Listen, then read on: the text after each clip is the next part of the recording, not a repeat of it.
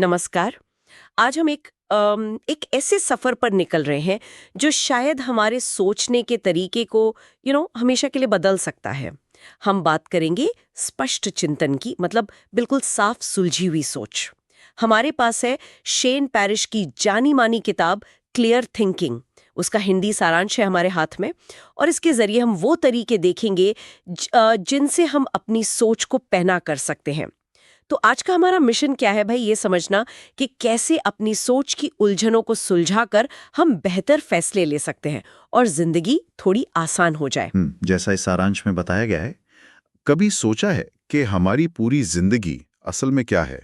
बस हमारे ही छोटे बड़े फैसले, उन्हीं की कहानी है ये। सारांश भी यही कहता है, हमारी जिंदगी हमारे फैसलों का नतीजा है और यहीं पर स्पष्ट सोच काम आती है, एक सुपर पावर की तरह सही रास्ता दिखाने वाली। बिल्कुल सही कहा आपने। और ये स्पष्ट सोच आजकल और भी जरूरी हो गई है, क्योंकि इतनी सारी जानकारी है चारों तरफ, ध्यान भटकाने वाली चीजें इतनी हैं। ऐसे में अगर सोच ही उलझी हुई हो, धुंधली हो, तो सही फैसला लेना तो भाई बहुत मुश्किल है। स्रोत में एक बड़ी अच्छी बात कही गई है कि गड़बड़ सोच हमें छोटी छोटी बातों में उलझा देती है। हाँ। और बड़ी तस्वीर देखने से रोक देती है। हम रोज की छोटी मोटी दिक्कतों में एकदम से रिएक्ट करने में ऐसे फंस जाते हैं कि जो असल में जरूरी है, मतलब हमारे लंबे लक्ष्य, हमारे वैल्यूज, वो सब पीछे छूट जाते हैं। ये कुछ ऐसा है जैसे आप कार चला रहे हो और बस बस बॉनेट को देखे जा रहे हो, सामने की सड़क को नहीं। चलिए अब इसे खोलते हैं। ये सारांश बताता है कि हमारे दिमाग में कुछ डिफॉल्ट सेटिंग्स हैं, कुछ पुरानी आदतें, सोचने के पैटर्न जो हमें पता भी नहीं चलता और हम गलत रास्ते पर चले जाते हैं। इन्हें कहा गया है सोच के 4 बड़े दुश्मन। और मजे की बात यह है कि ये दुश्मन बाहर नहीं, हमारे अंदर ही हैं। पहला दुश्मन है अहंकार, ईगो। ये वो अंदर की आवाज है जो कहती रहती है तुम सही हो, तुम्हें सबसे ज्यादा पता है, और ये हमें दूसरों की सुनने से रोकता है, नए आइडियाज समझने से रोकता है। कभी कभी तो ये मदद के दिखावे में भी होता है। हम सलाह देते हैं पर असल में साबित कर रहे होते हैं कि हम कितने सही हैं। दूसरा है भावनाएं, इमोशंस। देखिए, हम इंसान हैं, भावनाएं तो होंगी, लेकिन जब गुस्सा, डर, लालच या जरूरत से ज्यादा जोश हमारी सोच पर हावी हो जाए तो लॉजिक पीछे रह जाता है। सोचिए, स्टॉक मार्केट में एकदम डर के मारे सब बेच दिया, या गुस्से में वो ईमेल भेज दिया जिसका बाद में पछतावा हो। ये फैसले दिमाग से नहीं, बस भावनाओं के बहाव में लिए जाते हैं। तीसरा दुश्मन है सामाजिक दबाव, सोशल प्रेशर। वो जानी पहचानी टेंशन, लोग क्या कहेंगे। कई बार हम वो करते हैं जो हमें लगता है दूसरों को पसंद आएगा, या जिससे हम ग्रुप में फिट हो जाए, भले ही अंदर से हम सहमत न हो। ये बहुत सटल हो सकता है, दोस्तों के साथ बस हाँ में हाँ मिला देना। और चौथा दुश्मन है जड़ता, इनर्शिया। ये है बदलाव से डरना, अपनी जानी पहचानी दुनिया, अपना कंफर्ट जोन, उसी में अटके रहना, भले ही वो हमें आगे बढ़ने से रोक रहा हो। ये ऐसा है जैसे गीले सीमेंट में पैर फंस गए हों, हिलना मुश्किल लगता है तो वहीं खड़े रहते हैं, चाहे वो जगह अच्छी हो या बुरी। नई आदतें बनाना, पुराने तरीके छोड़ना इसीलिए मुश्किल लगता है। यहाँ दिलचस्प बात यह है कि ये चारों दुश्मन अकेले अकेले काम नहीं करते। ये एक टीम की तरह हैं, मिलकर हमारी सोचने की शक्ति पर हमला करते हैं। ईगो हमें सीखने नहीं देता, भावनाएं तर्क को अंधा कर देती हैं, सोशल प्रेशर हमें नकलची बनाता है, और जड़ता वो हमें आगे ही नहीं बढ़ने देती। आपने सामाजिक दबाव की बात की, लोग क्या कहेंगे। ये इतना पावरफुल इसलिए है क्योंकि हम सब सामाजिक प्राणी हैं। हमें दूसरों से स्वीकृति चाहिए, ये हमारी रगों में है। लेकिन जब ये चाहत हमारे अपने विवेक पर, हमारी समझ पर हावी हो जाए, तो हम अपनी जिंदगी का रिमोट कंट्रोल दूसरों के हाथ में दे देते हैं। और कमाल की बात यह है कि वो लोग शायद हमारे बारे में सोच भी नहीं रहे होते। और जड़ता, वो कंफर्ट जोन वाली बात, वो इसलिए खतरनाक है क्योंकि वो हमें औसत दर्जे की जिंदगी में फंसाए रखती है, मीडियोक्रिटी में। हम बड़े सपने देखना छोड़ देते हैं, कुछ अलग करना छोड़ देते हैं। क्यों? क्योंकि उसमें मेहनत है, अनिश्चितता है। ये दुश्मन हमारी पूरी क्षमता को इस्तेमाल करने से रोकते हैं। एक सवाल ये भी है कि अहंकार और आत्मविश्वास में वो बारीक रेखा कहाँ है? शायद दूसरों को सुनने की इच्छा, ये एक पैमाना हो सकता है। ये बहुत जरूरी पॉइंट है। तो अगर ये 4 दुश्मन इतने ताकतवर हैं, तो इनसे मुकाबला कैसे करें? अब यहाँ बात और दिलचस्प होती है। सारांश हमें स्पष्ट सोच के लिए कुछ ठोस सिद्धांत देता है। ये एक तरह से हथियार है इन दुश्मनों के खिलाफ। पहला सिद्धांत है रुक कर सोचना सीखें, पॉज एंड रिफ्लेक्ट। खासकर जब कोई बड़ा फैसला लेना हो। हमारी पहली प्रतिक्रिया अक्सर भावनाओं या पुरानी आदतों से आती है। थोड़ा रुकने से, एक गहरी सांस लेने से हमें स्थिति को ज्यादा कामली होकर देखने का मौका मिलता है।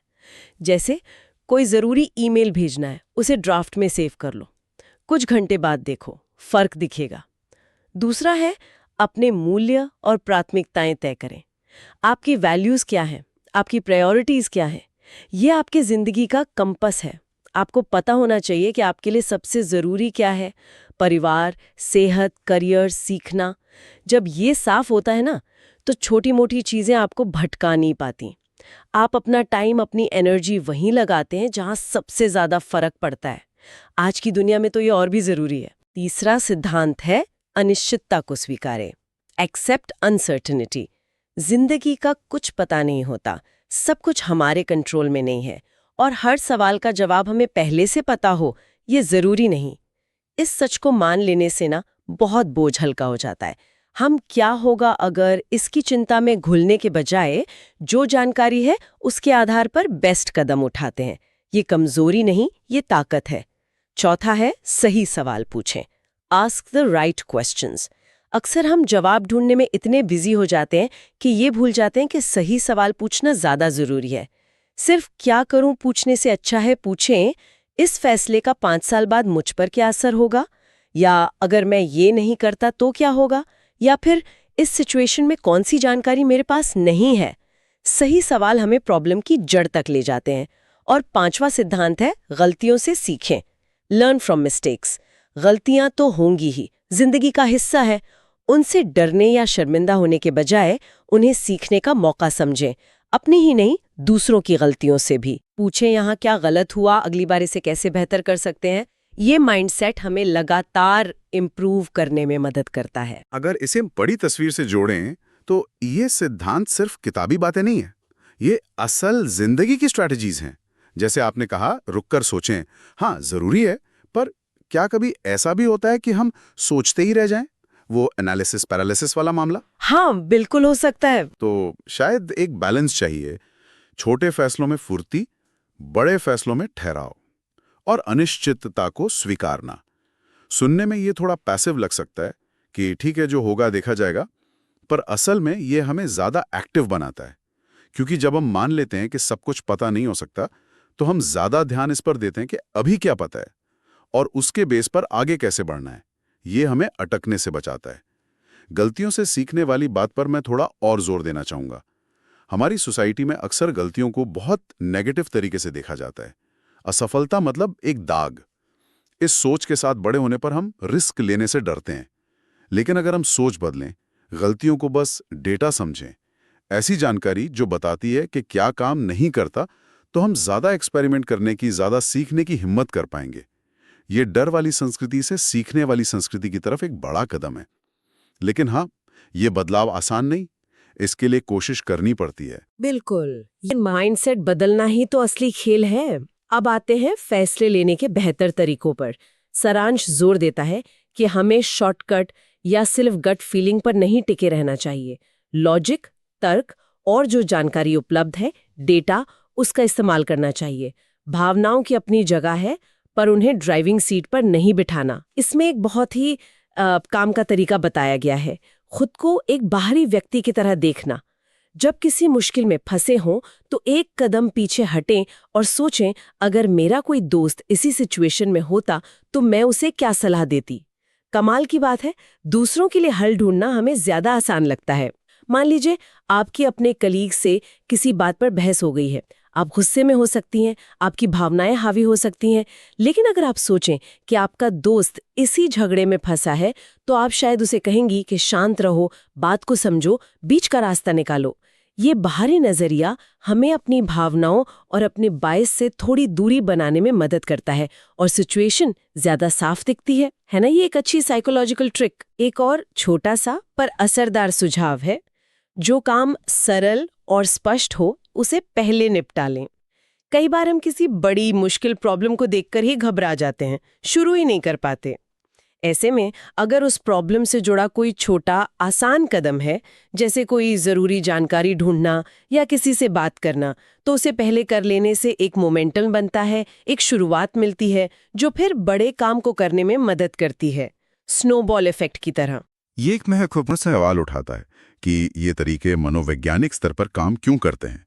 ये जो बाहरी व्यक्ति वाला नजरिया है, जिसे मनोवैज्ञानिक कॉग्निटिव डिस्टेंसिंग या सेल्फ डिस्टेंसिंग कहते हैं, ये इसलिए काम करता है क्योंकि ये हमें हमारे मैं से, हमारे अहंकार से थोड़ी दूरी बनाने में मदद करता है। जब हम मैं और मेरी प्रॉब्लम में डूबे होते हैं तो हमारी भावनाएं, हमारी असुरक्षाएं सब हमारी सोच को रंग देती हैं। लेकिन जब हम किसी और के नजरिए से सोचते हैं तो वो भावनात्मक रंग थोड़ा फीका पड़ जाता है और हम सिचुएशन को ज्यादा ऑब्जेक्टिव होकर देख पाते हैं। और सरल कामों को पहले करने का सिद्धांत ये हमारे दिमाग के रिवॉर्ड सिस्टम को एक्टिवेट करता है। जब हम एक छोटा सा काम भी पूरा करते हैं तो हमें थोड़ी उपलब्धि महसूस होती है, थोड़ा कॉन्फिडेंस बढ़ता है। ये हमें उस जड़ता, इनर्शिया से बाहर निकलने में मदद करता है जिसकी हमने पहले बात की थी। ये एक पुश देता है, आगे बढ़ने की प्रेरणा। लेकिन यहाँ एक प्रैक्टिकल सवाल है, कोई इस बाहरी नजरिए का अभ्यास रोजमर्रा की जिंदगी में कैसे करे? क्या हर छोटे फैसले पर रुककर सोचना होगा कि दोस्त को क्या सलाह दूंगा? हाँ, ये तो मुश्किल है। शायद नहीं।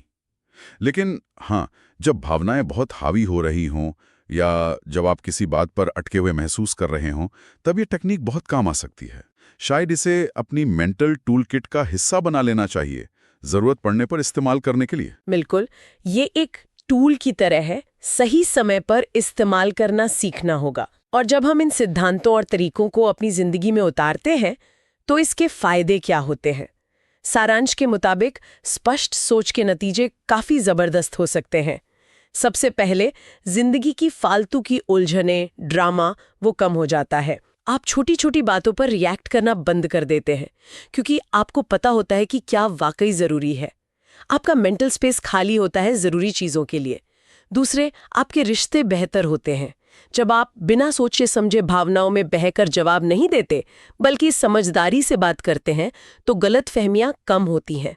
आप दूसरों को बेहतर समझ पाते हैं, अपनी बात भी ठीक से रख पाते हैं। सोचिए, कितने झगड़े सिर्फ इसलिए होते हैं क्योंकि हम सुनते कम हैं और रिएक्ट ज्यादा करते हैं। तीसरे, काम और करियर में सफलता की संभावना बढ़ जाती है। स्पष्ट सोच आपको बेहतर प्लानिंग करने में, सही मौके पहचानने में, रिस्क को सही आंकने में और सबसे जरूरी असरदार फैसले लेने में मदद करती है। यह आपको भीड़ से अलग कर सकती है। और शायद सबसे बड़ा फायदा, आपका मन ज्यादा शांत रहता है और आत्मविश्वास बढ़ता है। जब आपको पता होता है कि आपके फैसले जल्दबाजी या भावनाओं में नहीं बल्कि सोचे समझे तर्क पर आधारित हैं, तो एक अंदरूनी शांति मिलती है, आप कंट्रोल में महसूस करते हैं। हाँ, और इन सभी फायदों को अगर हम फिर से उस शुरुआती बात से जोड़ें कि हमारी जिंदगी हमारे फैसलों का नतीजा है, तो ये पूरी तस्वीर साफ हो जाती है।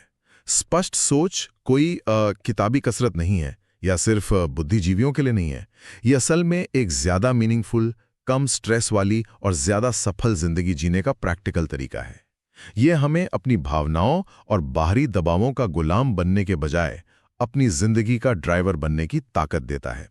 ये हमें उन 4 दुश्मनों, अहंकार, भावनाएं, सामाजिक दबाव और जड़ता पर काबू पाने में मदद करता है। ये सिर्फ सोचना नहीं, ये बेहतर जीना सिखाता है। तो इसका कुल मतलब क्या है? इस सारी बातचीत का निचोड़ यही है कि हम अपनी सोच की क्वालिटी को सुधार कर अपनी जिंदगी की क्वालिटी सुधार सकते हैं। ये कोई जादू की छड़ी नहीं है, इसमें मेहनत लगती है, प्रैक्टिस लगती है। हमें लगातार अपने उन दिमागी दुश्मनों से सावधान रहना पड़ता है। लेकिन जैसा कि सारांश कहता है, और ये बात याद रखने लायक है, दुनिया को बदलने से पहले अपनी सोच को बदलना जरूरी है।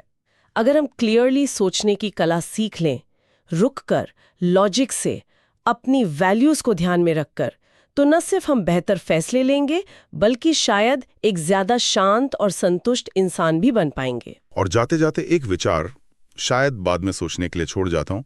अगर स्पष्ट सोच हमें बेहतर फैसले लेने में मदद करती है और हमने आज कई सिद्धांत और तरीके जाने, तो इन सब में से वो कौन सी एक छोटी सी आदत हो सकती है, सिर्फ एक, जिसे आज से ही अपनाया जा सकता है, जिससे धीरे धीरे ही सही पर हमारी सोच और जिंदगी में एक पॉजिटिव बदलाव आना शुरू हो जाए। बस एक छोटा सा कदम, कौन सा? बेहतरीन सवाल। और इसी विचार के साथ हम आज की ये गहरी पड़ताल यहीं समाप्त करते हैं। ये थी स्पष्ट चिंतन पर हमारी चर्चा, शेन पैरिश की किताब क्लियर थिंकिंग के हिंदी सारांश पर आधारित। उम्मीद है इसने सोचने के लिए कुछ नया दिया होगा।